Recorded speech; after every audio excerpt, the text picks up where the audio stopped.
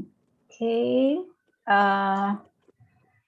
hari ini untungnya menurut saya topiknya ringan sekali, beda dengan minggu lalu ya. Sesuatu hal yang kita tidak pahami gitu ya.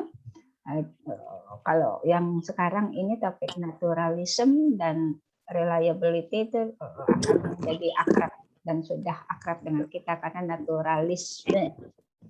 Ya. Nah, dari bahasanya aja natural itu berarti sesuatu yang ada di sekeliling kita. Baik. Ada yang mau berbagi maksudnya naturalism itu apa? Dan sudah mulai on. Ini bensin apa diesel nih? Katanya kalau diesel panasnya lama ya, kalau bensin enggak. Saya nggak pernah punya mobil diesel sih, jadi belum ada empiriknya. Oke, silakan. Apa sih naturalism? Ya, dan sudah membaca.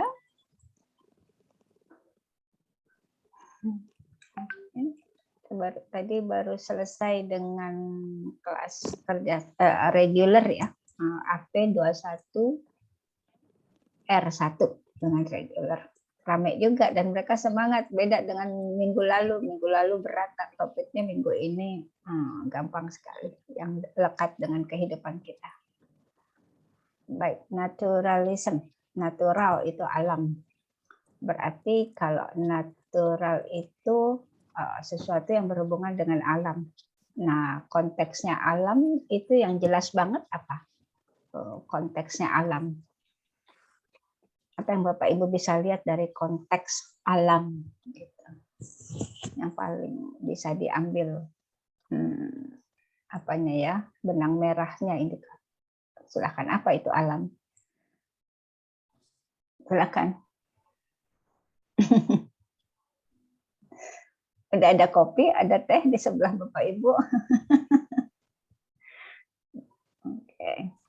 Apa sih sumber kehidupan manusia? Manusia. Apa Pak? Sumber kehidupan manusia. Sumber kehidupan manusia. Oke. Nah, sumber kehidupan manusia. Ada lagi? Alam. Ayo. Bebas kali. Hah? Apa Pak Fatih? Bebas. Hah? Bebas. Saking luasnya ya, nggak ada halangan kalau kita di alam terbuka. Oke, bebas. Oke, boleh. Ada lagi? Segala sesuatu yang dianggap, Bu. Sesuatu yang? Sesuatu yang ada atau yang dianggap. Oh, sesuatu yang ada, dianggap real, nyata, ada ya. Real, nyata, ya. Tampak. Tampak alam. Oke. Terus, ada lagi? Satu kata aja deh. Dunia fisik, Ibu. Fisik. Nah, berbentuk fisik, ada bentuknya, ada fisik ya, sama tadi ada real. Real bisa jadi kejadiannya, kalau fisik itu adalah bentuknya, benda. Oke, good. Siapa lagi? Ada lagi? Apa sih yang kita bayangin tentang alam? Oke. Alam itu lagi musim hujan ya hujan ya. Pasti kalau lagi musim hujan ya, nggak pernah lagi musim hujan kok nggak hujan sama sekali gitu. Terus andai kata memang waktunya sudah matahari tenggelam berarti gelap gitu ya. Itu apa namanya itu kalau seperti itu? Itu konsep apa berarti? Keberaturan, betul. Keteraturan ya, keteraturan. Tadi siapa? Pak siapa yang menjawab keteraturan tadi? Pak Ari. Wah, udah filsafat nih sudah ya. Keteraturan, mengambil filosofinya gitu. Semua itu teratur alam. Jadi keteraturan. Jadi kata kunci dari naturalism adalah yang paling dominan adalah keteraturan. Teraturan dalam artian apa? Ya memang adanya seperti itu, terciptanya seperti itu. Ya. Jadi itu yang menjadi perbincangan dalam artian makanya disebut natural. Ya memang seperti itu, seperti keteraturan sewaktu itunya bentuknya ada seperti itu, gitu, ya. Namun nanti akan dilihat dari naturalisme itu di beberapa filsuf akan mengatakan ada kaitannya dengan sebuah keterikatan juga gitu. Ada kata kunci lagi, keterikatan. Nah, kenapa dia terikat? Nanti kita pelajari selanjutnya ya. Yang jelas sekarang kita bicara kalau alam itu ada bentuknya, ada materialnya. Nah, ada lagi yang bicara, Ibu yang spiritual gimana? Ya ada, yang nggak kelihatan gitu ya. Makanya ada lagi istilahnya supranatural, gitu ya. Jadi ada yang supranatural, sesuatu yang tidak terbentuk, yaitu yang bentuk spiritual tadi. Ada yang bentuknya material, ada yang bentuknya spiritual.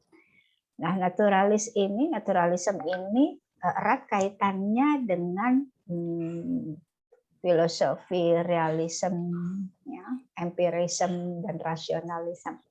Gitu. Dia dekat banget dengan realisme, empirisme dan rasionalisme. Karena memang alam mengatakan begitu. Harus dilihat dong, harus didengar dong, harus dirasa dong dengan 5 panca inderanya. Gitu. Malah sekarang ada indera keenam, makanya disebut dengan indera keenam ya. Siapa yang punya indera keenam? Yang pernah merasakan indera keenam?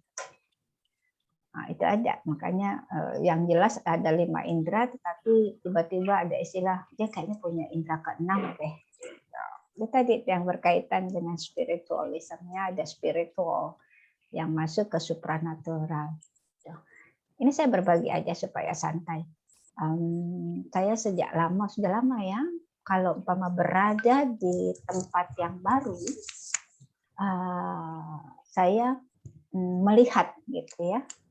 Melihat, saya benar-benar melihat gitu. Waduh, penunggunya nih kayaknya gitu. Tapi saya tidak melihat wujud, tapi saya pakai rasa gitu. Jelas banget rasanya, jadi kelihatan set itu. Ya. Nah, lama-kelamaan kok sering mengganggu gitu ya. Ini cuma intermezzo saja. Dulu mertua saya kebetulan kiai di Madura, ya. Jadi akhirnya sering mengunjungi kami gitu ya. Akhirnya saya cerita gitu perjalanan saya. Gitu. Terus saya ceritain, nggak apa-apa itu anugerah kok katanya gitu ya. Melihat itu anugerah. Lalu saya minta bukti gitu. Betul nggak? Saya manggilnya Rama gitu karena orang Madura kami gitu ya. Lalu udah almarhum. Rama, benar nggak yang penunggu rumah saya ini seperti ini gitu. Udah terus gitulah pokoknya ternyata benar.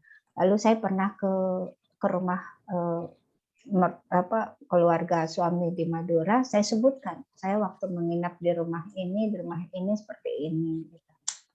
Saya sebutkan ternyata benar, maksudnya tepat gitu ya, gambar apa yang saya gambarkan. Akhirnya saya ditanya sama mertua saya, mau dihilangkan nggak? Ini sebenarnya anugerah loh gitu. Tapi kalau sudah mengganggu, saya panggilannya Ida ya. Sudah mengganggu Ida, udah nggak tenang tiap datang ke tempat baru, akhirnya sudah saya tutup gitu bahasanya gitu ya. Jadi ditutuplah itu. Jadi saya sudah berkurang untuk umpama datang ke sebuah tempat baru saya bisa merasakan. Itu namanya supranatural. Walaupun bukan ahli, tapi itu rasa yang bisa merasakan sesuatu yang tidak nyata begitu. Dan setelah dia ditutup, didoakanlah ya gitu ya, saya lumayan tenang gitu. Jadi kalau berkunjung ke tempat baru saya aman gitu, saya tidak melihat. Itu contoh, itu intermezzo saja. Baik, lalu kenapa judul kita ini naturalism dan hubungannya dengan reliability di penelitian ya? Pertanyaannya kenapa sih yang membuat kurikulum ini? Pasti yang membuat kurikulum ini tim kurikulum pasca sarjana jurusan apa ya? Pasca sarjana gitu ya untuk semuanya. Itu kenapa ada kaitannya antara naturalism dengan reliability di penelitian nanti. Gitu. Ada yang mau berpendapat? Apa sih hubungannya? Kenapa naturalism itu kita hubungkan topiknya hari ini dengan reliability? Silakan. Bu Tumi lagi di perjalanan kan? Iya Bu, lagi jalan, maaf ya Bu. Oke, bisa di off kan? Di unmute. Oh, belum ke unmute ya, Bu? Terima kasih. Oke, ada yang mau berpendapat? Ya, ternyata itu naturalisme kan tentang keteraturan ya. Jadi kita melihatnya pada hakikatnya.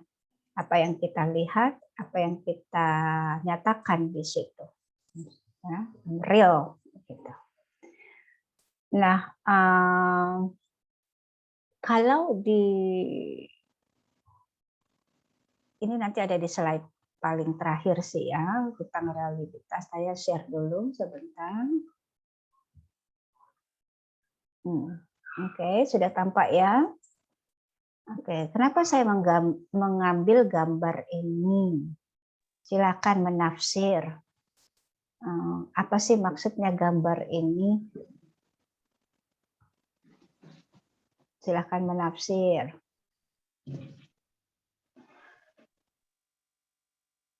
Ya, silakan bebas menafsirnya.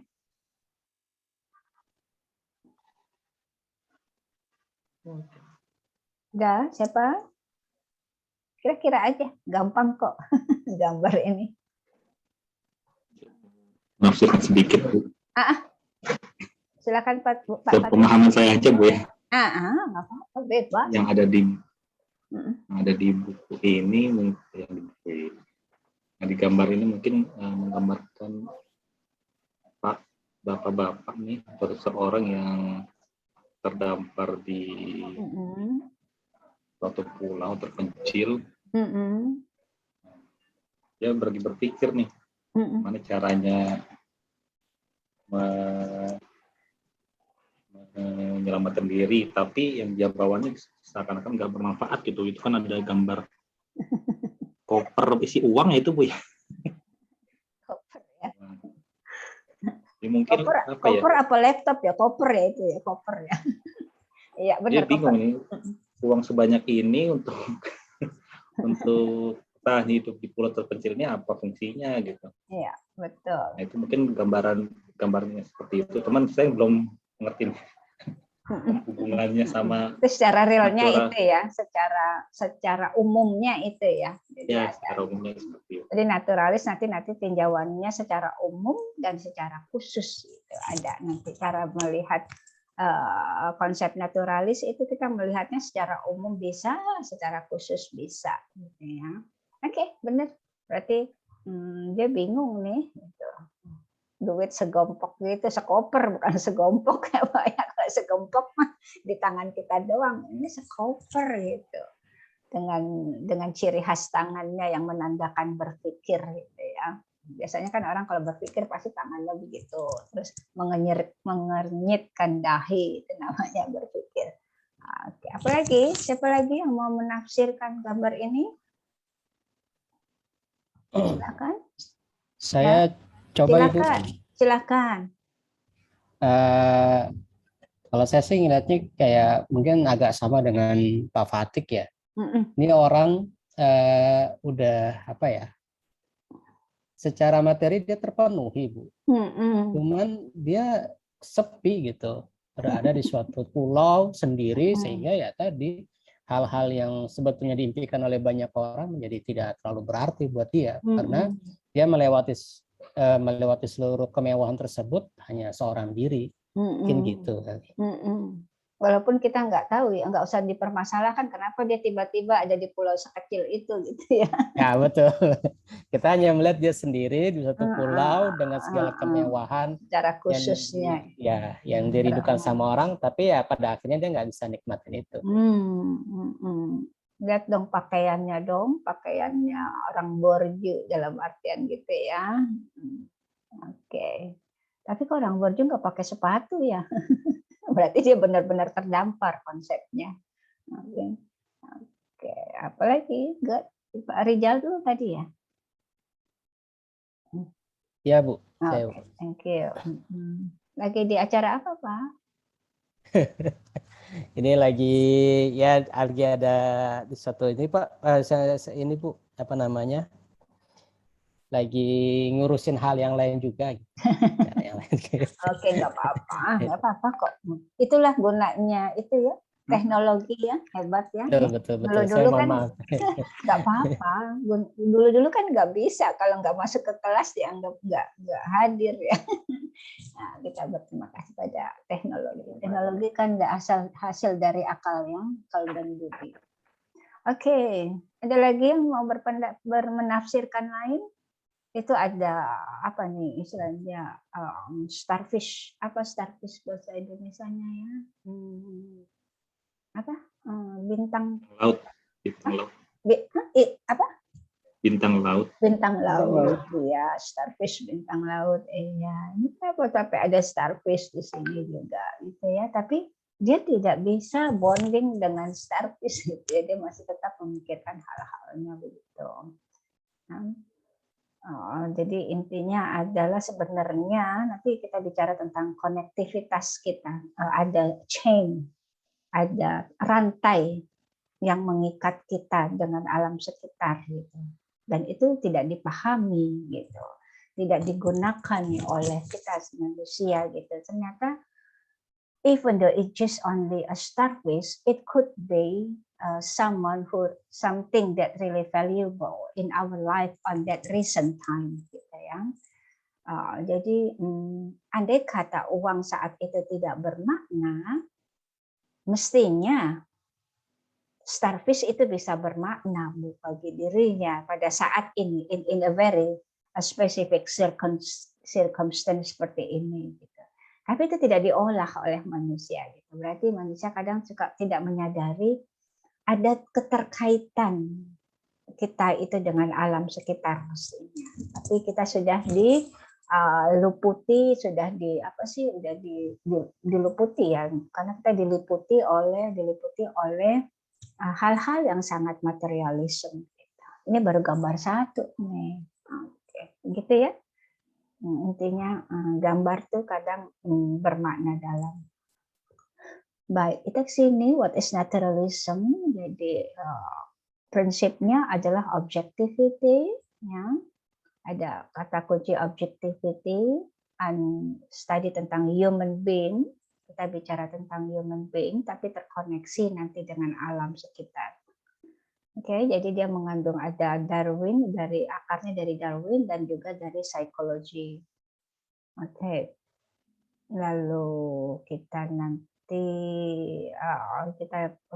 lebih pada konflik kita dengan alam sekitar, dengan masyarakat, dengan diri sendiri, gitu ya. Jadi naturalisme lebih pada itu. Lalu apa sih naturalisme? Concept that firmly believe that ultimate reality lies in the nature of matter. Jadi sejatinya sesuatu gitu ya. Nature of matter itu hakikinya dia, alamiahnya sesuatu itulah yang harus kita pilih. Gitu. Jadi kita masuk teropong pada sejatinya sesuatu, matter itu ya. Apa yang kita pikirkan itu membuahkan matter-nya ini. Ya. Jadi mestinya kita berpikir harus naturalis, karena naturalis itu melihat sesuatu seperti sesuatu itu. Nah, yang paling terkenal adalah Jean-Jacques Rousseau. Ini bahasa Perancis, siapa yang bisa bahasa Perancis? Mungkin saya salah ucap. Saya ingat pokoknya Jean tuh bacanya Jean-Jacques Rousseau gitu ya. Atik mungkin bisa coba satu. Aduh, coba. Siapa yang bisa bahasa Perancis? Siapa yang mengajar Perancis? Ya kan, oke ya, seperti itu. Dia mengatakan bahwa the social contract, ada kontrak sosial antara kita dengan alam sekitar gitu ya, dengan society atau alam sekitar kita kan sekarang apa? Ya society kita, masyarakat ya, masyarakat sekitar kita, dan its institution di mana kita berada atau bekerja atau mengabdi begitu kan ya. Jadi ada semacam that man was naturally good. Jadi sebenarnya we are naturally good, but it is corrupted by the influence of society and its institution. Nah ini, jadi kita harus kembali kepada sejatinya kita gitu. Andai kata berubah ya karena kita terpengaruh oleh society or in its institution. Yang basically, naturally, we are as a human is good. Man is born free. Man itu maksudnya people ya, bukan laki-laki saja, tapi human being born free and everywhere he is in change. Gitu. Walaupun free, tapi akhirnya eventually dia terikat change. Tadi ada yang menyebut kata bebas, siapa tadi yang menyebut kata kunci bebas? Natural. Ada ya? Siapa tadi yang? Saya. Siapa? Pak? Saya, Bu. Oh, oke. Okay. Pak Fatik. Pak Fatih. Betul. Ini ada. Man is born free. Namun pada kenyataannya kita terchange, ada mata rantai pengaruh itu ya, influence yang menyebabkan kita jadi berubah gitu. Everything is good as it leaves the hands of the author of things, everything degenerates in the hands of man gitu. Jadi maksudnya sebenarnya ya tetap bisa bagus itu. Pada orang-orang yang memang di authornya berarti penulisnya, penciptanya gitu ya. Tapi degenerasinya adalah karena kita sendiri, hands of man. Gitu. Oke, ini katanya Rousseau. Lalu kenapa kok tadi judul kita berhubungan dengan reliability? Oke. Apa sih arti reliability? Reliability extend a measuring procedure yields consistent results on repeated administration of the skill. Ada yang bisa mengambil kata kunci dari reliability? Kata kuncinya di mana?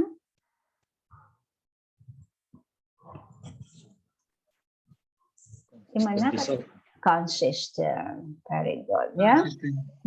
Jadi kata kuncinya reliability adalah consistent, ajak, bahasa Indonesianya ajak ya, consistent itu. Lalu walaupun kita tidak bicara sampai validity, tapi kita nggak apa-apa bisa membedakan. Kalau validity the degree a measuring procedure accurately reflects or assesses or bla bla bla specific concept. Kalau kata kunci validity apa? Kata kunci validity? Specific concept. Akurat. Accurate. Okay, very good. Ya. Specific concept, capture the space. Ya, mengambil specific konsep secara akurat. Ya, to capture the specific concept. Jadi kata kunci validity adalah accurate, kalau reliability adalah consistent. Jadi apabila itu dilakukan secara terus-menerus dan konsisten, akhirnya akan dinyatakan akurat. Gitu. Makanya, naturalisme mengatakan itu. Jadi katakan apa yang ada, gitu ya. What you see, what you measure, gitu. Jadi what you see, what you measure. Nah, naturalisme ini masuk ke penelitian yang paling lekat adalah penelitian kualitatif, ya. Jadi penelitian kualitatif itu nanti sering juga disebut dengan penelitian naturalis, gitu, naturalistik. Kenapa ya kira-kira kok yang paling dekat penelitian kualitatif ya dengan konsep naturalism? Ada yang mau berpendapat?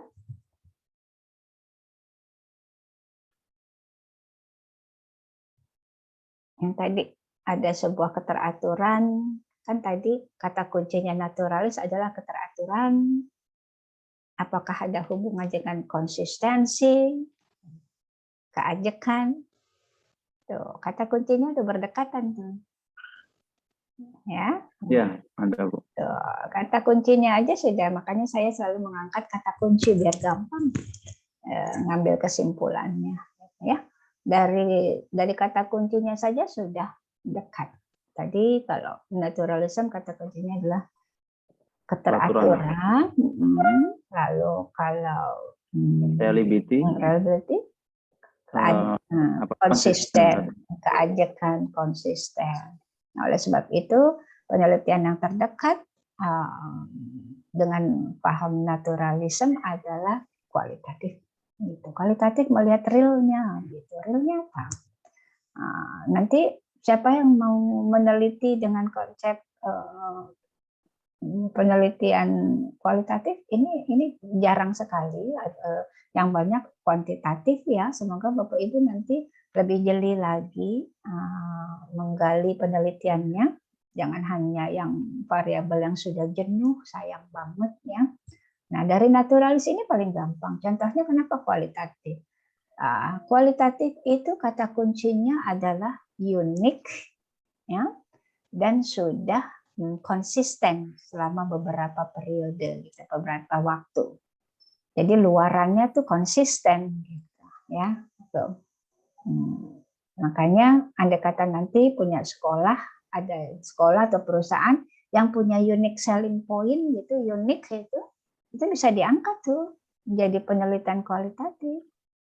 Oke, ayo siapa yang bekerja di sekolah? Kira-kira apa keunikan sekolah Bapak Ibu? Ya kita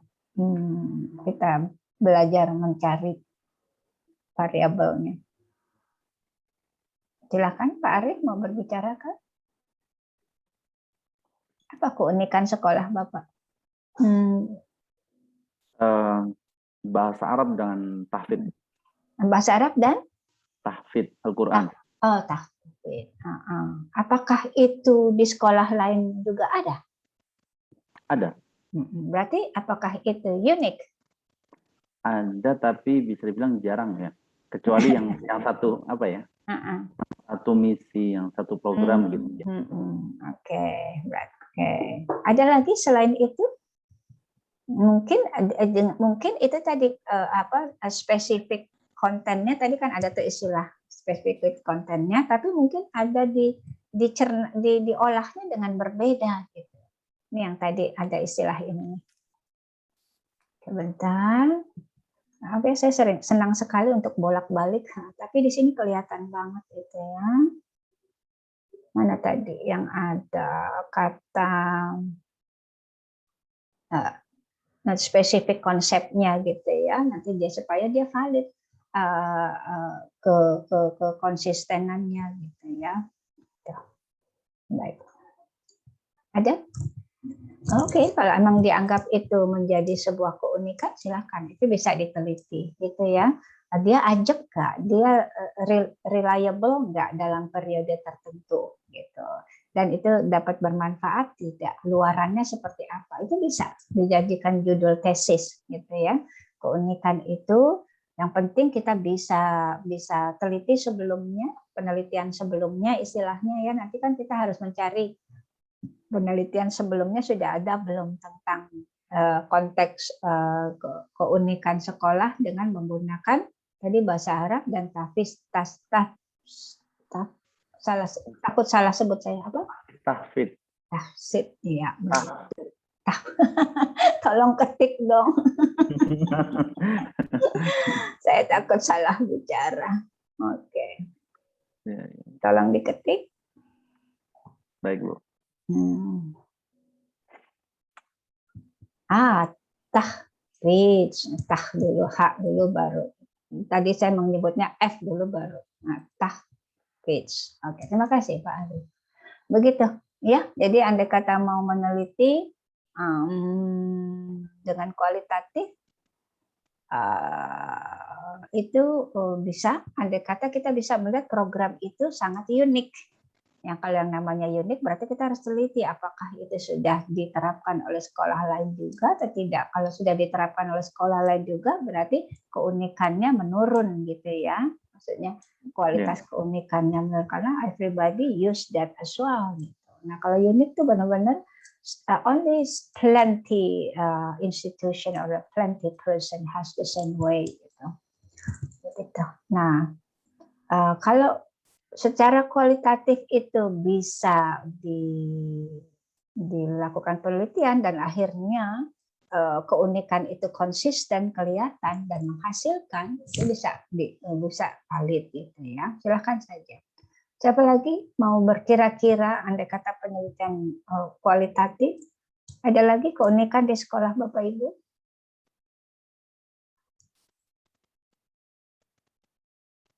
Silakan.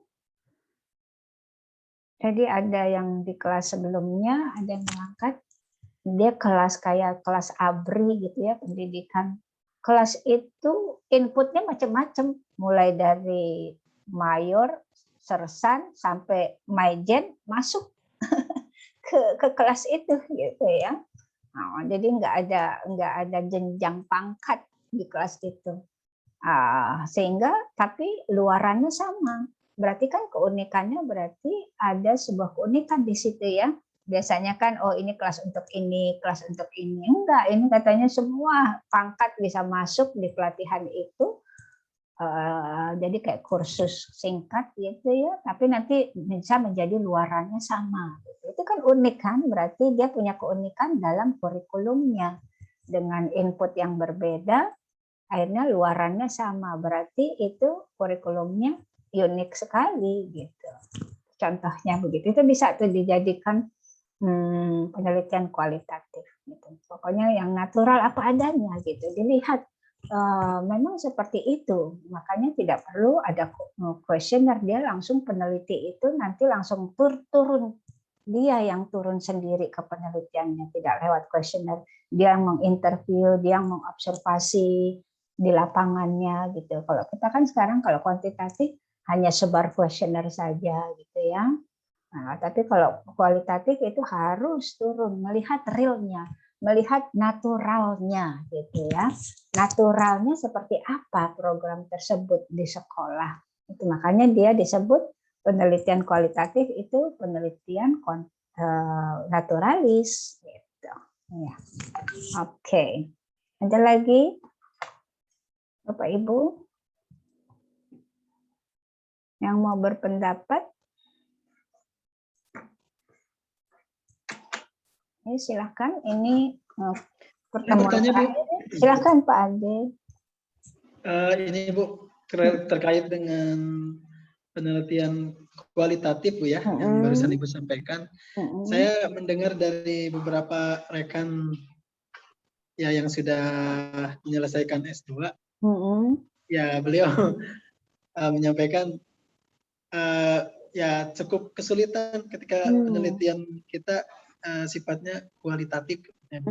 Kalau boleh tahu biasanya apa sih Bu yang mungkin sehingga yang kualitatif itu susah gitu Bu untuk sebenarnya sama saja. Yang sulit itu bukan sulit sih, mungkin ada sedikit kendala nanti. Berarti kita harus minta izin dulu gitu ke pemilik program tersebut, program yang akan kita teliti gitu. Itu soalnya itu kita akan mengupas habis tentang program tersebut. Nah, berarti pertama adalah yang penting izin dulu. Contoh tadi Pak Arif bilang ada keunikan yaitu ya pembelajaran peleburan dua kegiatan tersebut. Lalu berarti nanti harus mengupas, diteliti itu kan, ada yang diinterview, ada yang diobservasi. Intinya apa? Berarti kan harus minta izin dulu. Bisa nggak dipublikasi gitu, dalemannya gitu.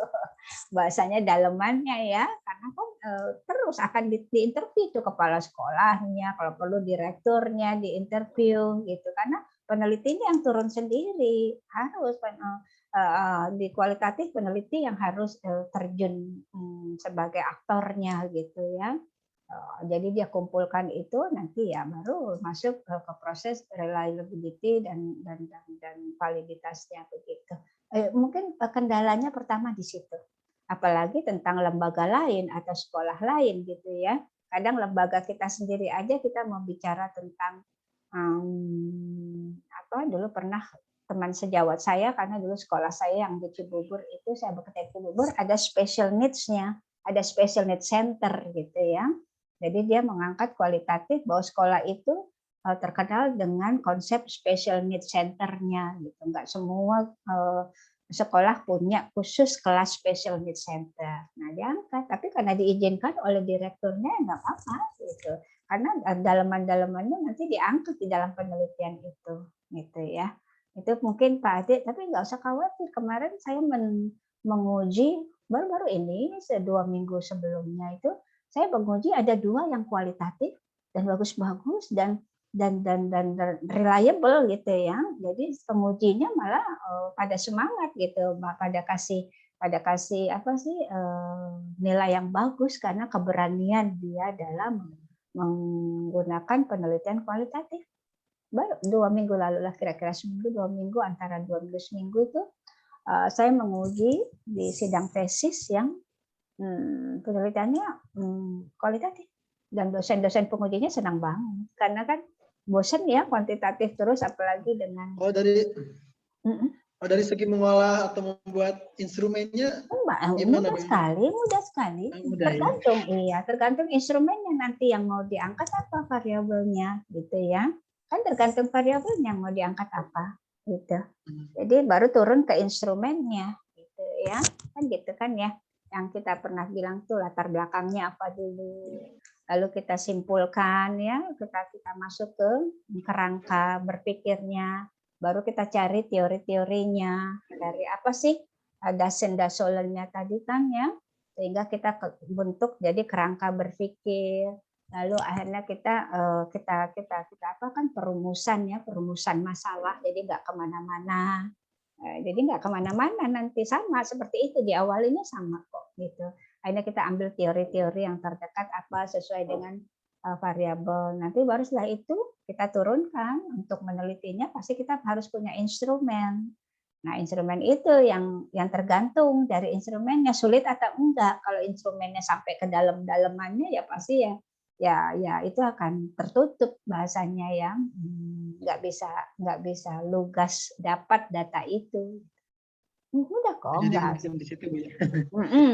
Tapi yang penting kan izin tadi ya, dan udah tahu instrumen, kisi-kisi instrumennya sampai mana saja, harus diberitahu ke lembaga tersebut itu ya, pemilik lembaga tersebut, kisi-kisi instrumennya hanya sampai ini kok, yang perumusan masalahnya hanya sampai ini saja gitu.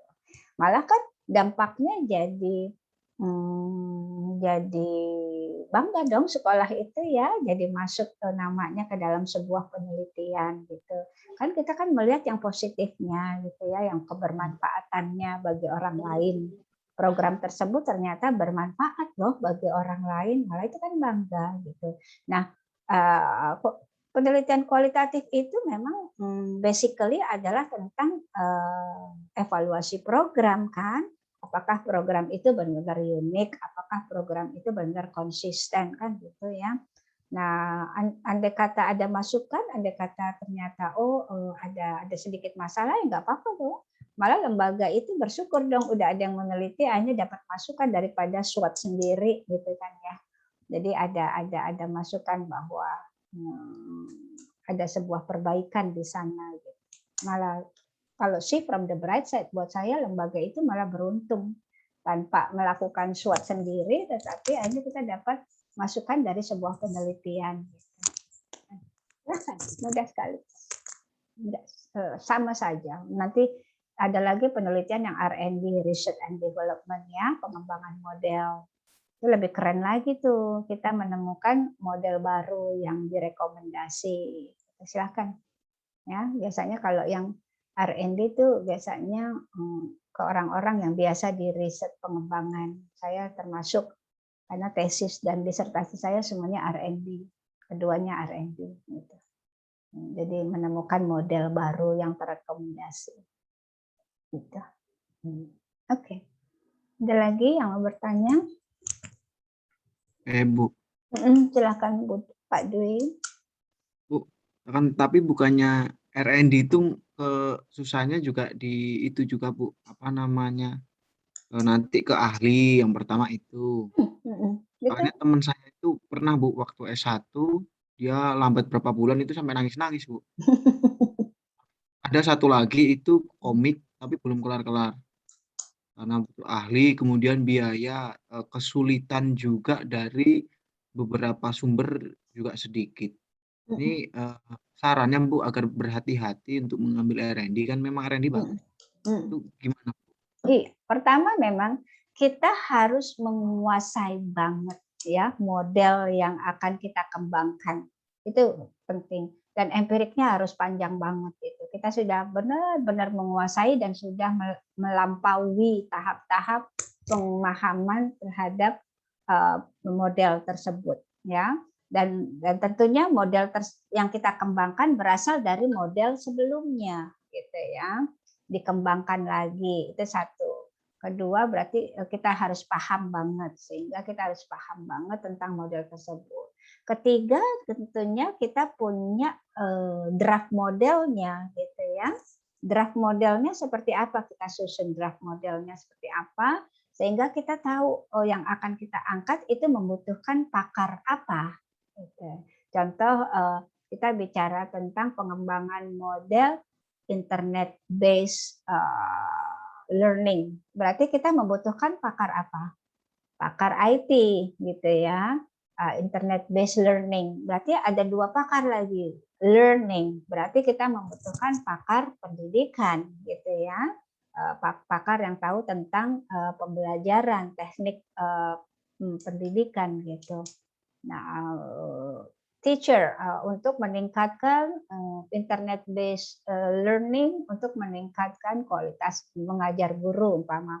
Oh, berarti kita membutuhkan pakar yang mengerti tentang kompetensi guru atau tentang apalagi ya pengawas yang biasa asesor-asesor untuk menilai kinerja guru gitu. Itu dia. Itu yang harus pasti pakarnya, dan cari pakar yang memang benar-benar mau membantu kita gitu ya untuk penelitian gitu. Toh mereka akan bangga namanya disebut di sebuah penelitian sebagai pakar gitu. Jadi kita milih pakarnya juga terutama yang kita sudah pilih-pilih ya mereka waktunya banyak dan mau konsisten dan komit apa sih mau apa ya sepakat lah untuk membantu.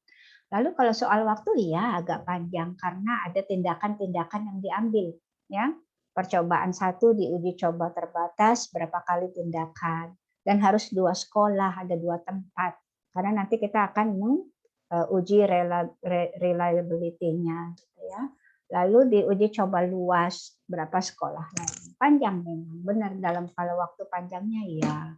Tapi nanti hasil dari modelnya itu hanya sampai terrekomendasi gitu ya, bukan untuk akhirnya menjadi divalidasi dalam artian menjadi sebuah produk yang baru banget, tapi direkomendasi gitu.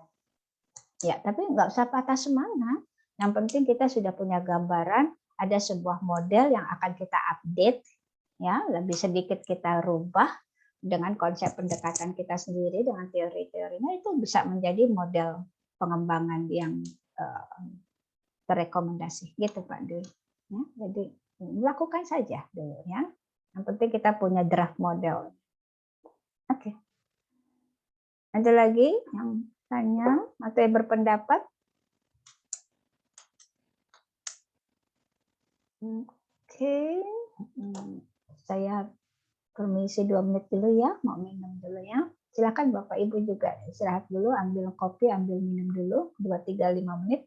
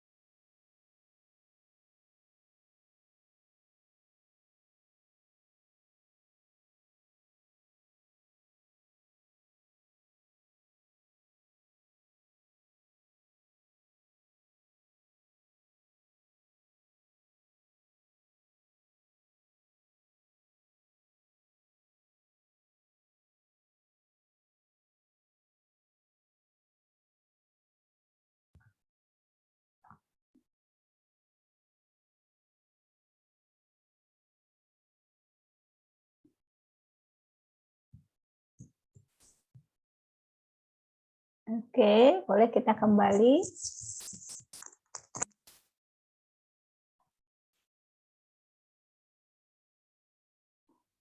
Sudah 5 menit kah? Pas saya kecepatan. Bilangnya 5 menit, ternyata baru 3 menit dia suruh kembali. Matematik saya parah. Bu, saya mau tanya Ya, lagi. silakan Pak Dwi. Jadi saya itu dulu pernah penelitian terkait macam buku sekolah. Jadi kalau di umat Buddha itu di minggu itu kan ada sekolah minggu itu Bu, ada sekolah, ada yang ngajar. Nah, kan bahan ajarnya untuk buku-buku materinya itu waktu itu saya ngambil dari salah satu kitab kita, terus ada cerita-cerita tapi ada permainannya. Itu R&D juga Bu, dulu penelitian kita kualitatif R&D pakai ED kalau nggak salah, evaluasi development yang itu Bu. Nah itu nanti untuk ditindaklanjuti ke tesis itu boleh nggak sih Bu? Boleh. Itu kan sudah istilahnya preliminary testnya gitu ya.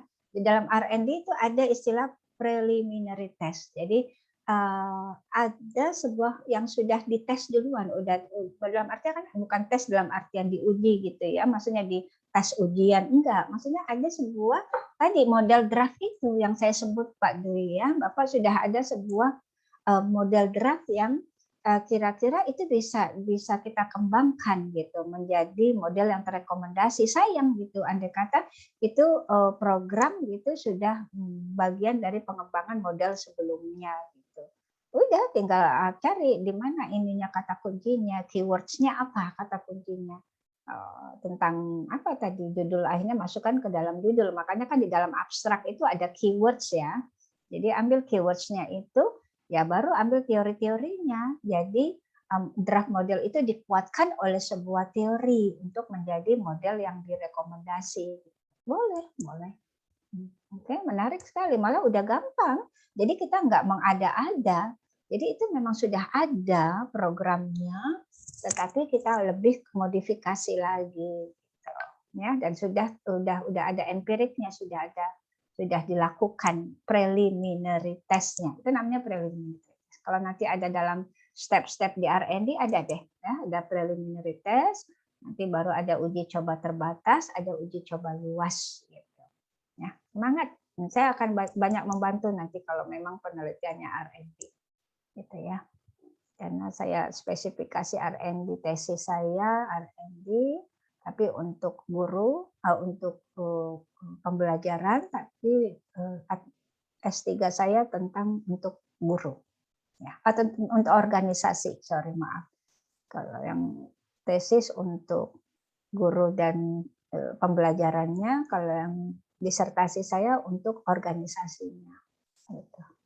Keren kok, bagus kok. Kalau di tesis sudah banyak dulu. Awalnya saya yang paling awal menggunakan R&D berapa tahun, setahun kemudian baru ada yang mengikuti. Di disertasi belum ada tuh yang memecahkan rekor, baru saya yang R&D di S3 di disertasi di pasca ya, khususnya di AP ya, nggak tahu kalau di fakultas lain. Silahkan. Nanti akan saya dampingi andai kata mau lakukan R&D. Oke, kita kembali ke slide ya. Baik, kita kembali ke reliability. Oke, ini seperti ini gambarannya gitu ya. Untuk uji keajekan, uji reliability-nya adalah harus ada kata agree, maksudnya harus ada kata setuju dalam artian bahwa ada orang yang melihat sesuatu ya, kertas ini ada tulisannya dalam artian apa sajalah, pokoknya ada sebuah pernyataan di mana ada 4 orang menyatakan sama ya, jadi konsisten, jangan ada sampai ada salah satu A yang tidak konsisten gitu, yang minus, tidak plus, itu namanya tidak reliable. Gitu ya. Jadi menilik sesuatu yang melihat 4 itu salah satu. Tadi kan kita judulnya adalah itu yang multiple reliability. Ini dia multiple reliability. Ada tes, ya, tes A dan tes B.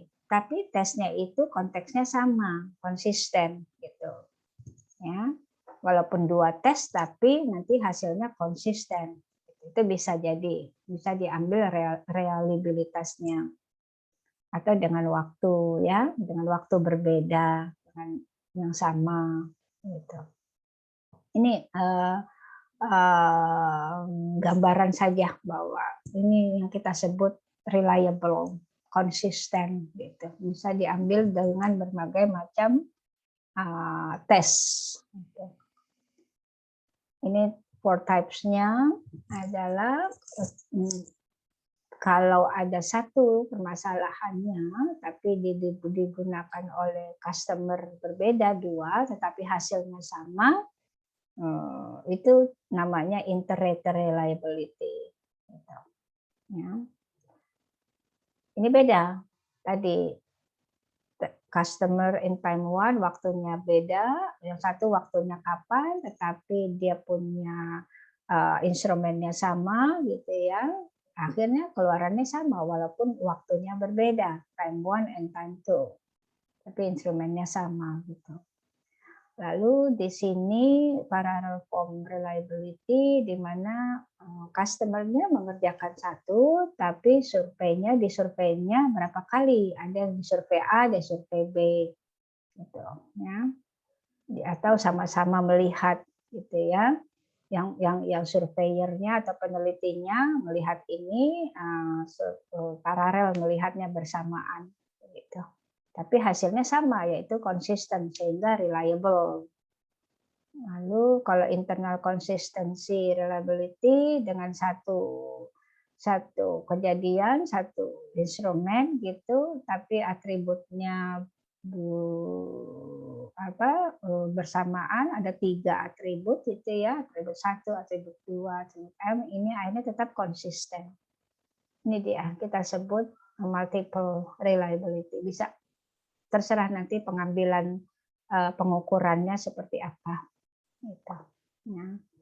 Yang penting dia yang penting dia konsisten hasil dari pengukurannya, measurement-nya. Reliability kan mengukur ya, makanya harus jelas alat ukurnya, kisi-kisi instrumennya seperti apa. Gitu. Oke. Andai kata kita kembali ke naturalism, terserah, silakan. Tadi kita sudah masuk konteksnya, kehubungannya dengan penelitian ya, naturalism. Gitu.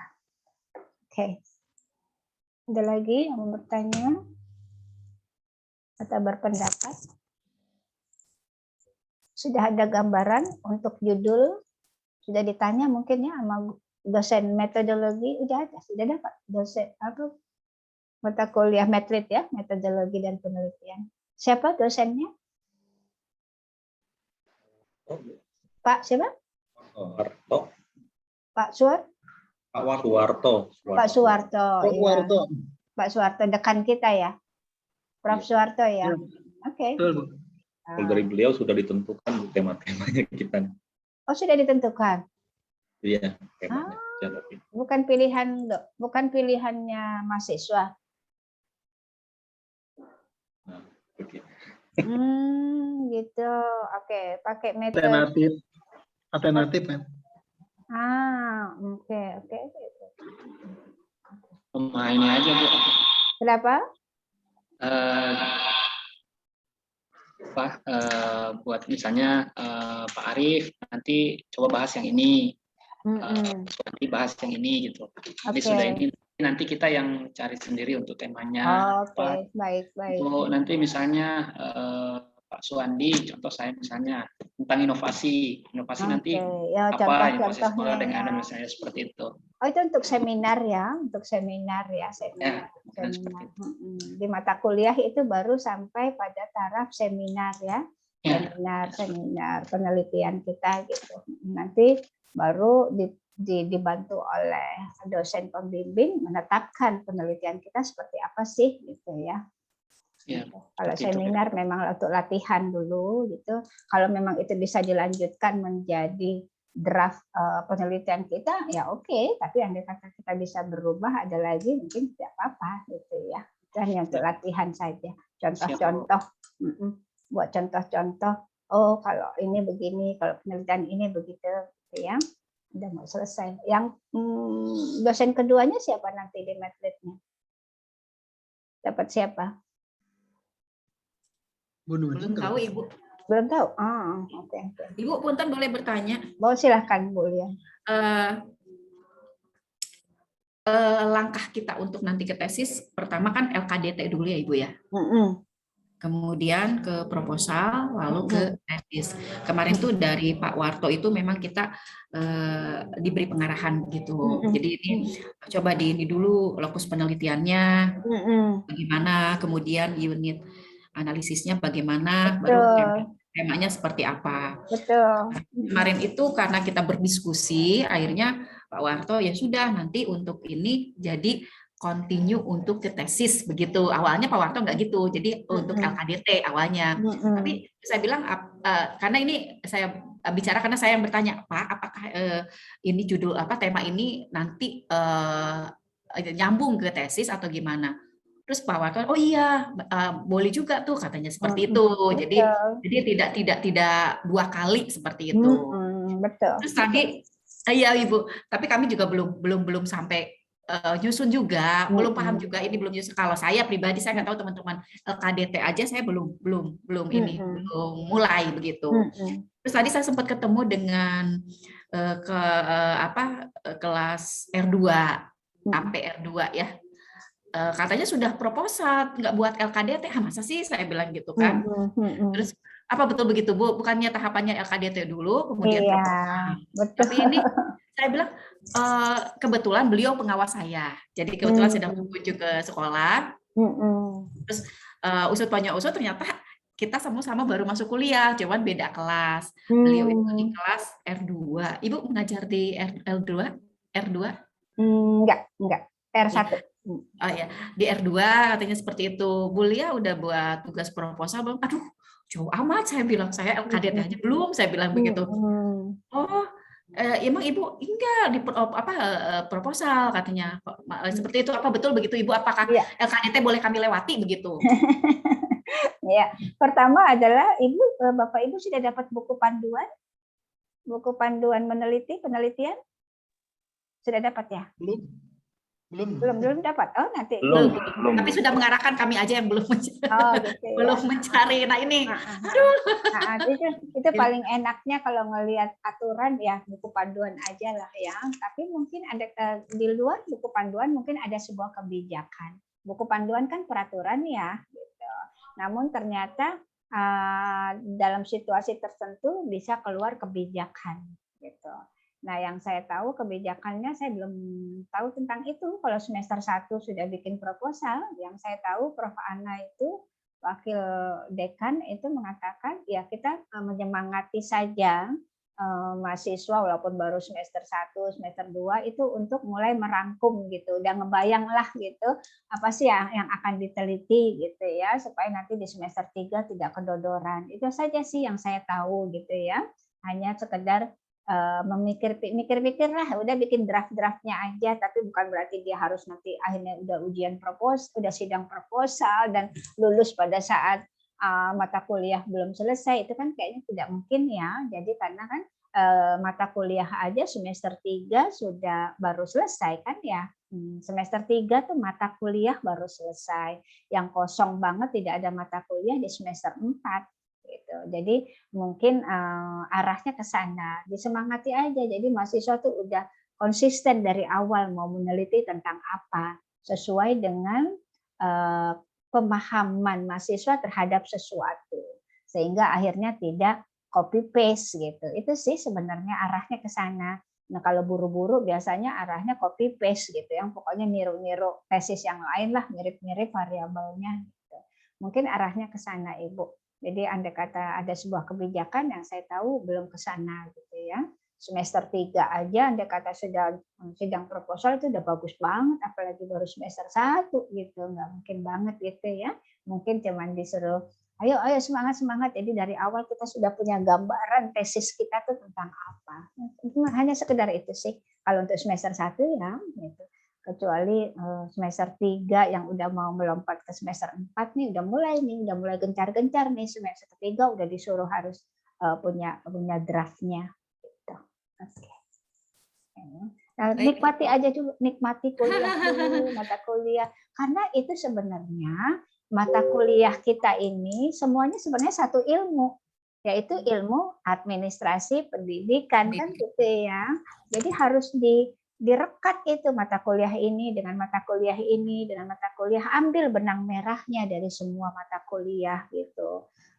Dulu waktu ada istilahnya apa ya, mungkin di S3 gitu ya, ada kompre istilahnya ujian comprehension itu begitu tuh, menarik benang merah dari semua mata kuliah menjadi ilmu manajemen pendidikan gitu. Nah, sekarang nikmati kuliah, dipahami setiap mata kuliah, akhirnya lalu disambung-sambung, adakah kaitan mata kuliah A dengan mata kuliah B atau mata kuliah C, seperti itu. Nah, kalau filsafat jelas sekali kaitannya ya, ke pendidikannya ada, ke psikologinya ada, lalu ke penelitiannya ada, karena akan berpikir kritis gitu ya. Nah, seperti itu, nikmati saja dulu, santai saja. Tujuan kita kuliah bukan hanya tesis ya, tujuan kita adalah mengembangkan ilmu administrasi pendidikan gitu. Iya. Oke. Ibu, kemudian begini Bu, ini kan Ibu tadi mengatakan bahwa kita minggu depan PTS nih ya Bu ya. Boleh dong kami dapat gambaran seperti apa, ini kan hal yang baru buat kami. Kisi-kisi. Bukan kisi-kisi instrumen ya, kisi-kisi pertanyaan. Gampang kok. Biasanya kan ada beberapa nanti dosen disuruh milih ya, mau take home bahasanya gitu. Take home berarti nggak diisi pada saat itu gitu. Kalau saya cenderung memang take home ya, dalam artian karena pertanyaan saya adalah pertanyaan analisis gitu ya, bukan pertanyaan kayak multiple intelligences lagi, multiple choice gitu ya. Tapi nggak apa-apa, maksudnya analisis. Nah, take home terus analisis gitu ya, supaya kelihatan berpikir kritis dan originalitasnya gitu. Saya lebih menilainya dari berpikir kritisnya dan originalitasnya. Dan saya tidak pernah mengatakan, mudah-mudahan ya dalam kuliah saja saya tidak pernah bilang, oh itu salah jawabannya gitu, enggak. Yang penting jawabannya itu terkait dengan pertanyaannya, walaupun keterkaitannya hanya 20%, 40%, tapi itu bagian dari sebuah kebenaran, arah menuju kebenaran gitu kan ya. Bu, namanya filsafat berpikir, merenung dulu ya Bu, butuh waktu ya. Sebenarnya nggak merenung, nggak perlu merenung. Dilihat konteksnya itu tadi, ontologi, epistemologi, dan aksiologinya. Cuman itu doang kok. Nggak perlu sampai kayak tadi, itu orang sampai begitu merenung. Ya, gitu ya. Santai aja, santai kok. Saya biasanya hanya 4 soal, nggak banyak-banyak, dan itu hal yang mendasar kok. How, why dengan how. Saya jarang bertanya dengan what. Pertanyaan saya pasti tentang why dan how. Jadi ya yang penting lihatlah satu buku teorinya apa gitu. Dekat-deketin lah jawabannya dengan teori tersebut, gitu aja kok. Itu udah masuk tuh. Karena kan tesis kita pasti nggak lepas dari referensi ya. Jadi nanti jawabannya kalau perlu ambil satu kutipan teori yang saya selalu ajak Ibu Bapak untuk selalu cari teorinya lalu disintesiskan gitu ya. Gampang kok Bu, santai. Saya waktunya biasanya Bu. Take-home-nya waktunya dikasih berapa? Biasanya itu dari ketentuan prodi tentunya kalau take home-nya biasanya 3 sampai soalnya kan pengumpulan nilai itu biasanya 2 minggu, setelah itu dosen harus mengumpulkan nilai ke prodi. Ya pasti paling tidak 2, 3, 4 hari gitulah ya. Dan seperti itulah biasanya ya, karena dosen pun harus bertanggung jawab, punya deadline untuk pengumpulan nilai. Gitu.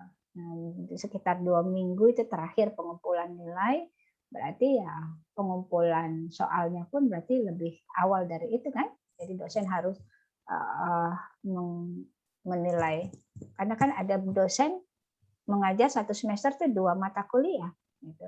Nah kebetulan aja saya alhamdulillah mengajar 2 kelas tapi filsafat sama, tapi ada kalanya saya mengajar 2 mata kuliah dalam 1 semester, berarti kan harus menguji 2 mata kuliah berbeda. Oke, begitu. Oke. Ibu, kemudian satu lagi Bu, saya punya pertanyaan ya. Enggak, saya ya ini pengalaman baru lah buat saya. Saya sama lah mungkin dengan teman-teman, karena kami kan dulu saya S1 tahun udah lama banget. Kalau dulu kan pergantian dosen itu per mata kuliah ya. Kalau sekarang UTS ganti dosen gitu ya Ibu ya? Iya. Kalau S2 seperti itu ya Ibu? Diupayakan seperti itu supaya lebih beragam ilmunya. Gitu ya. Iya. Jadi lebih beragam, karena kan dengan 2 perspektif dari 2 orang berbeda, biasanya tilikan perspektifnya berbeda. Nah itu memperkaya kita. Gitu. Betul. Dan untuk objektivitas nilai juga, gitu ya. Untuk objektivitas, beruntung malah diajar oleh dua dosen supaya kita nilai mutlak nggak ada dalam 1 dosen ya. Walaupun nanti nilainya akhirnya digabungkan ya, gitu. Tapi paling tidak ada 2 perspektif dari 2 orang, dan kita semakin kaya, semakin perspektif kita banyak, semakin memperkaya. Itu sih intinya. Oke, baik Ibu, terima kasih banyak Ibu. Oke, sip. Jadi nggak jenuh juga ya 14 pertemuan dengan dosen yang sama. Jadi berarti kita nggak akan ketemu Ibu di mata kuliah yang lain nanti. Bisa jadi nanti di semester depan. Oh begitu, dengan mata kuliah yang berbeda barangkali. Mata kuliah yang berbeda. Iya. Bisa jadi di semester kedua nanti ya. Oke. Ini kan semester 1 ya, dan Bapak Ibu ya. Baru seperempat jalan juga belum. Belum ya. Iya, belum apa-apa. Masih ini Bu. Kalau saya pribadi, saya tidak mengatasnamakan teman-teman. Saya pribadi masih menerawang gitu kan, masih belum apa ya. Aduh, ini masih merangkak begitu, belum inilah seperti itu. Life is a process Ibu, semuanya berproses ya. Iya. Nah tadi tuh ada keterkaitan change ya. Kenapa Pak Arif? Ini kan natural. Natural. Kita ada keterkaitan kita dengan orang lain gitu. Jadi semenjak lahir kan by proses. By proses. Mengalir. Cuma kalau seusia saya gitu kan, tadi juga ngobrol dengan pengawas, kata pengawas, saya di kelas paling tua Bu Lia gitu. Sama saya kayaknya paling tua gitu kan. Dibandingkan dengan teman-teman yang usianya masih muda, itu kayaknya masih fresh gitu. Kalau kami kan aduh, masih harus, mungkin saya bilang kita terlambat kali ya masuk kuliah. Ya Ibu, enggak. Saya juga dulu S2 itu masuknya 2009 Bu. 2009, saya lahir 66, berarti pada usia berapakah saya kuliah S2? Sama Bu, langsung selesai S2, langsung masuk S3 gitu kan. Saya pikir, wah saya mumpung sehat, masih nggak tahu uang dari mana lah yang saya bilang, kuliah S3 itu saat itu aja udah 110 juta untuk 3 tahun gitu kan. Tapi saya nggak pikir. Usia saya berapa tuh? 2011 saya baru masuk S3. Berarti usia saya berapa? 66 ke 2011 43. Ini tuh Bu, udah hampir 45 tahun juga saya belajar. Nggak apa-apa Bu, no problem. Yang penting semangat. Gitu ya, doa. Semangat kuliah. Semangat dong, gitu ya. Sukses suka proses. Nah, sukses suka proses, benar. Apa tadi sempat ngobrol sama pengawas begitu Ibu? Aduh, tugasnya banyak yang di R2 ya. Tugas banyak, kuliah tiap minggu sama saya. Nikmati. Itu nggak ada lagi nanti, kecuali kita mau mengambil S2 lagi di bidang studi lain ya, di prodi lain. Kita nggak akan lagi kuliah S2 kok gitu ya. Kecuali emang ada orang yang mengambil degree-nya 2 kali di SD masternya, ada tuh yang ada MPD, ada yang MPS gitu, ngambil psikologi gitu ya. Itu kan kita kan insya Allah sekali aja cukup deh, kita dinikmati aja ya. It's beautiful kok. Saya rindu juga belajar itu. learning organization, learning person. Baik, Bapak Ibu. Saya rasa mudah sekali ya tadi ya menangkap naturalismenya ya, karena sangat lekat. Tadi di awal saya buka dengan ini topik yang paling ringan dibuat kita karena sangat lekat dengan naturalis. Kita sangat dekat kaitannya dengan alam sekitar. Karena ini pertemuan terakhir, biasanya saya selalu meminta mahasiswa saya memberi feedback ke saya gitu ya, karena kan besok udah UTS kan, kita mudah-mudahan sih bertemu lagi semester depan, tapi I don't know Pak Rais yang mengatur itu ya sebagai Kaprodi aktif. Baik, bolehkah saya meminta pendapat atau masukan dari Bapak Ibu tentang perkuliahan kita kali ini selama ini di 7 pertemuan? Mudah-mudahan itu menjadi feedback buat saya untuk berubah ya, continual improvement. Silakan. Siapa yang memberi feedback dulu ke saya? Jangan takut untuk nilainya semuanya insya Allah A semua aja. Saya sangat objektif bukan subjektif. Bu, ya, boleh Bu kasih Umi. masukan nggak? Silakan. Nanti kalau berikutnya kasih bantu kita kasih sumber-sumber buku, boleh nggak misalnya Sumber jurnal, buku. jadi kita tinggal link tuh. Sumber buku. Oke, boleh. Sebenarnya sumber buku tuh kita buka aja jurnal atau buka kelihatan banget sebenarnya ya. Gitu. Nanti Cuman kadang karena kita pemula ini berada benar kagak ya, ini kagak nyambung apa enggak ya gitu, bukan kadang-kadang. Oke, nggak apa-apa. Ini di sebelah saya aja nih, saya sudah memegang berapa buku nih. Ini di sebelah saya nih.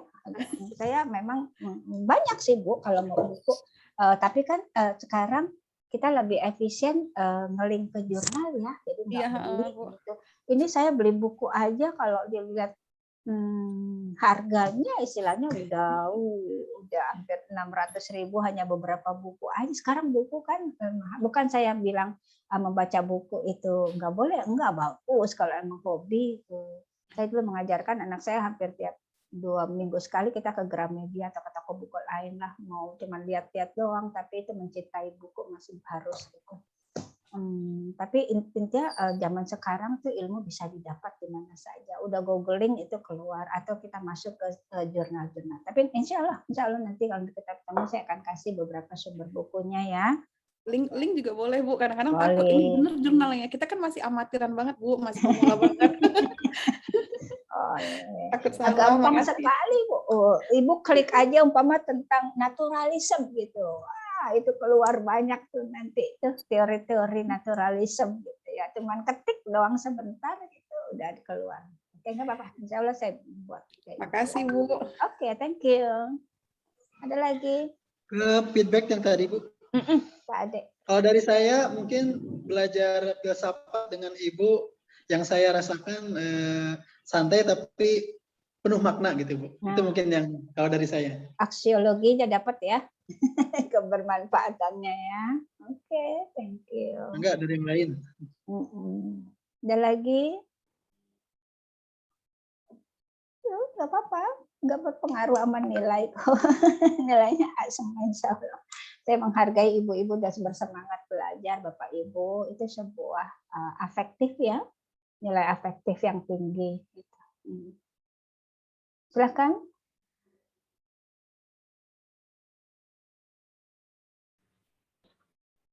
Kalau saya agak kurang lebih lah dengan Pak Ade Rahmat.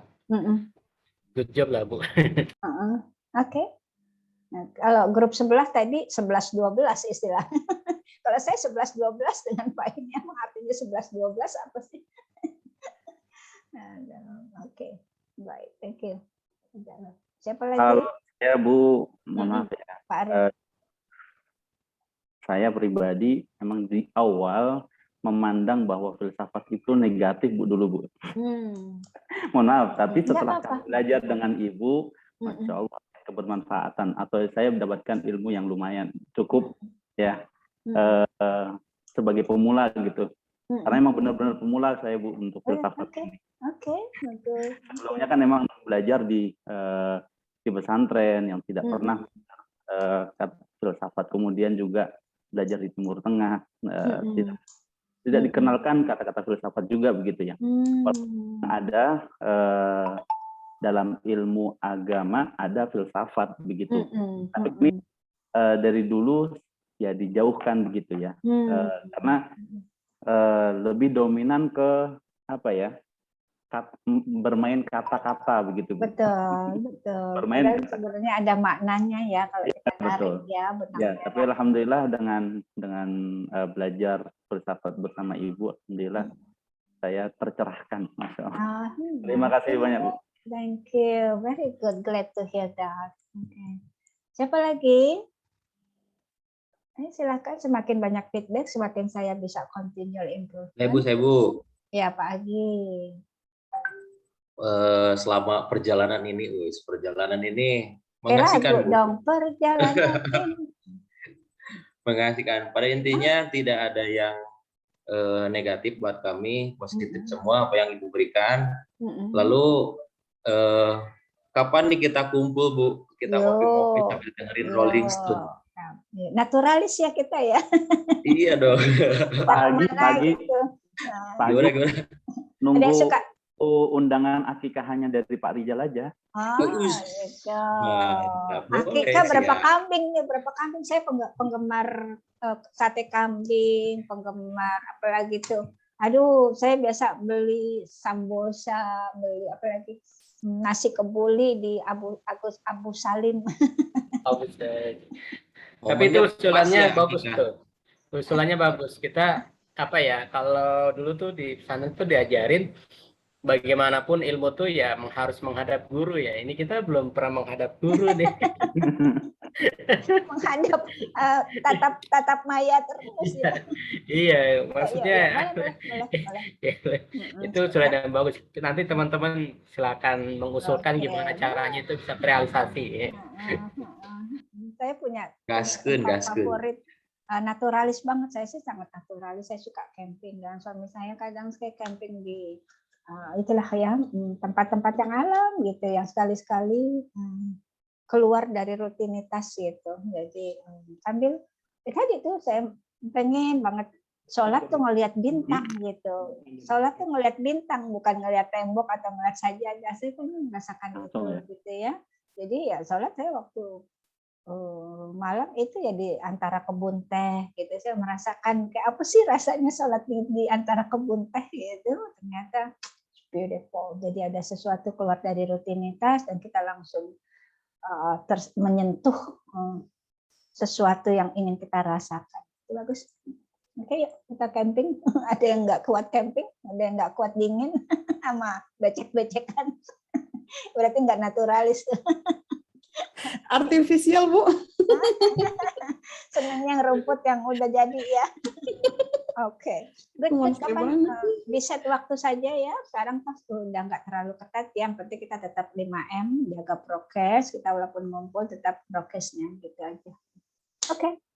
Siapa lagi? Biar kopdarnya terrealisasi cepat, Bu. Selasa. Di hari Selasa. Selasa. Gimana Satria? Setuju? Kambingnya disembelihnya hari Selasa gitu. Selasa kapan nih? Jangan Selasa minggu depan. Berarti silakan saya ke Pangandaran. Gini aja, Bapak Ibu kirim alamat, kirim Google Map ke Pak Rijal. Jangan sampai itu kambing nggak sampai di rumah masing-masing gitu ya. Gojek, gosen. Oke, baik. Siapa lagi? Saya Ibu. Silahkan Ibu Lia. Ibu, terima kasih banyak selama beberapa pertemuan ini. Ibu luar biasa sekali. Banyak ilmu yang sudah Ibu berikan kepada kami. Mudah-mudahan kami bisa memanfaatkan ilmu yang sudah Ibu berikan. Intinya saya sangat ini loh Bu, Ibu kan materi itu kan waktu kapan ya? Saya minggu lalu saya tidak terlalu fokus. Kemudian ada tugas dari Ibu. Saya lihat lagi di YouTube tuh pembelajaran Ibu, saya jadi bisa mengulang kembali. Nah, itu yang bisa. Terima kasih banyak. Mudah-mudahan kami bisa mengadopsi cara pembelajaran dari Ibu, pelajaran Ibu, kemudian tekniknya dan sebagainya. Mudah-mudahan untuk ke depan kita masih bisa bertemu ya Ibu untuk mata kuliah yang lain. Jangan lupa subscribe Ibu. Jangan lupa subscribe. Kenapa Bu Umi? Jangan lupa di-subscribe.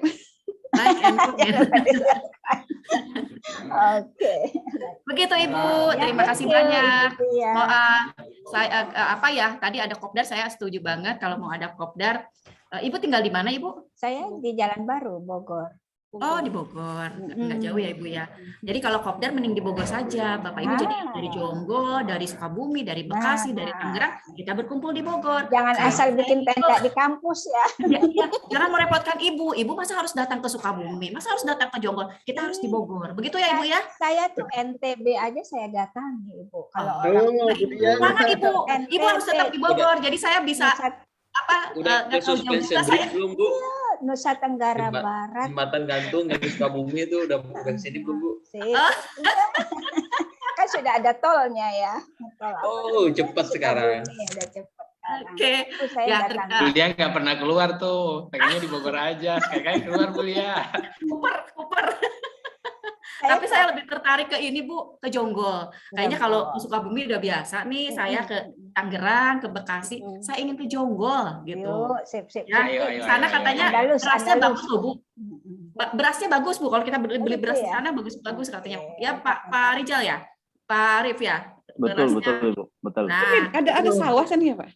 Jadi penasaran beras Jonggol. Ya, Pak Arif tuh betul-betul aja emang dia pernah ngerasain beras Jonggol. Ya, dia betul tuh Cianjur dia. Saya tuh penikmat. Dia Cianjur dia. Kita ini order beras dari Cianjur, bukan Ngomong-ngomong Jonggol. ini ngomong reliabilitasnya bisa diterima nggak nih? Ada beras di Cianjur, gimana di Jonggol? Dia bilang ada sawah apa kagak itu? Intinya di mana aja, yang penting kita silaturahmi ya Ibu ya. Iya, saya pernah ke Maluku Tenggara Barat Ibu, diundang Iya. untuk kasih pelatihan. Itu 6 jam dari Australia. Naik pesawat itu 2 jam dari Ambonnya, bayangin. Jadi naik pesawat tuh. Jadi hampir dekat tuh Australia sama Ambon, tapi saya datang itu pulau paling bawahnya Indonesia. Saya datang. Saya menikmati perjalanan keindahan alam. Saya sangat naturalis sekali. Anyway, anywhere, anytime ya. Oke, good. Thank you. Siapa lagi? Saya Bu. Silakan. Kalau saya sih ya hampir sama sih sama teman-teman lain, cuman merasa kalau kita belajar itu sama Ibu sersan. Ya, serius tapi santai gitu. Santai tapi serius gitu. Sersan. Baru saya mau tanya, apakah itu serius tapi santai? Ya, jadi banyak. Jadi kita juga kalau saya mungkin merasakan ya, S2 gimana nanti nih, dosen-dosennya kayak gimana, apa galak-galak, apa gimana, ternyata Masya Allah ya, nyaman gitu sama Ibu juga ya, menyampaikannya juga, subhanallah ya, banyak ilmu baru, pandangan baru setelah masuk di pelajaran. Seperti itu mungkin Bu, terima kasih. Padahal kalau di kampus, di kelas lebih asik lagi. Coba yang bagian Andalus tuh tanya kakak-kakak kelas yang bersama saya gitu, yang tatap muka di kelas. Jangan. Itu lebih asik lagi kalau di kelas kita ngobrolnya gitu ya, santai gitu. Ini tatap muka kan kadang terbatas dengan, kalau di kelas tuh lebih asik lagi sebenarnya ya. Saya merindukan bertemu mahasiswa di kelas ini. Mudah-mudahan kita berdoa ya, mudah-mudahan segera bisa bertemu. Baik, thank you Pak Suwadi. Amin. Siapa lagi yang belum Saya maghrib? mungkin Bu. Silakan Pak Fatma. Kedengeran ini. Nggak Kalau apa-apa. dari saya selama apa namanya Oh, pas azan ya. belajar. Oh, udah baik. Kalau yang dari apa namanya singgung Masih azan mungkin Pak. Masih azan. Azan. Azan saja dulu ya. Oke. Sambil minum-minum dulu. Mendengarkan azan. Mungkin yang lain. Yang lain mungkin. Oh ya, mungkin dari yang lain ya, yang tidak ada suara azan. Siapa lagi yang belum? Pak Dwi sudah tadi? Apakah sudah berpendapat? Cukup, oke. Siapa lagi sudah ya? Kita pas sudah azan, walaupun kita sebenarnya selesai di 16.15, tapi kita supaya tidak terlalu jauh dari maghrib untuk yang melakukan ibadah sholat maghrib. Baik Bapak Ibu, I'm very grateful ya. Tapi mungkin nanti Pak Fatik andai kata mau memberi masukan silahkan. Basically, I'm very grateful having you in my class. I learn a lot from you as well. It's not only you learn a lot from me, but I learn a lot from you as well. The way you give me give the response, the way you interact and communicate with others, it's beautiful. I hope that our class is a very meaningful class, right? Jadi kata kuncinya adalah meaningful. Mudah-mudahan ini, karena meaningful itu adalah buat saya kata kunci yang paling dahsyat, dalam artian bahwa sebagus-bagusnya manusia adalah sebagusnya yang bermanfaat bagi diri sendiri dan orang lain, begitu ya. Semoga ini menjadi real dan realibilitasnya oke. Ya, kebermanfaatan kita ya, diri sendiri dan orang lain, itu inti dari kelas saya. Semoga kita bertemu dan bermanfaat. Semangat, nggak usah mikirin tesis dulu, dalam artian nggak usah bingung tesis, nikmati, enjoy your life. Okay, baik, thank you. Pak Fatih, apakah sudah selesai atau masih tetap atau tidak sudah? Oh masih ada. Oke. Udah sudah. Oke. Udah boleh nih. Boleh. Sebelum kita tutup.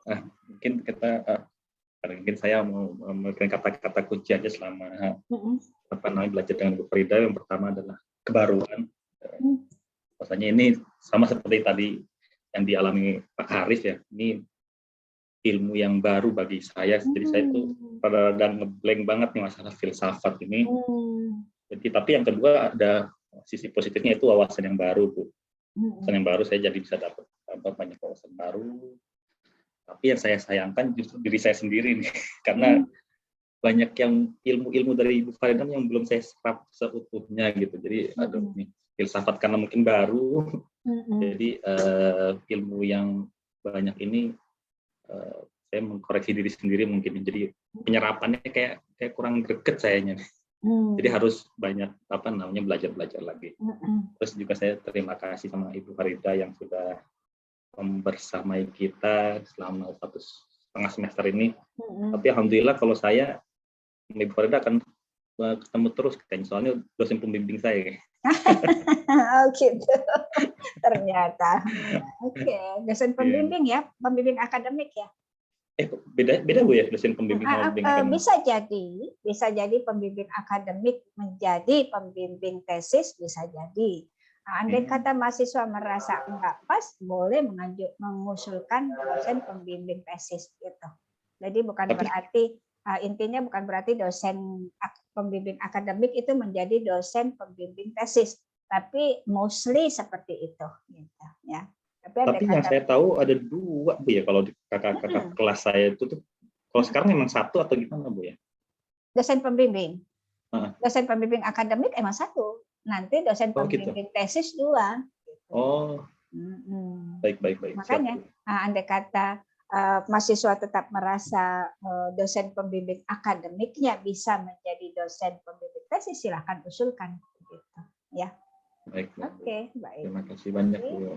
Oke, baik begitu Bapak Ibu ya. Terima kasih. Thank you very much. Take care. Salam sehat.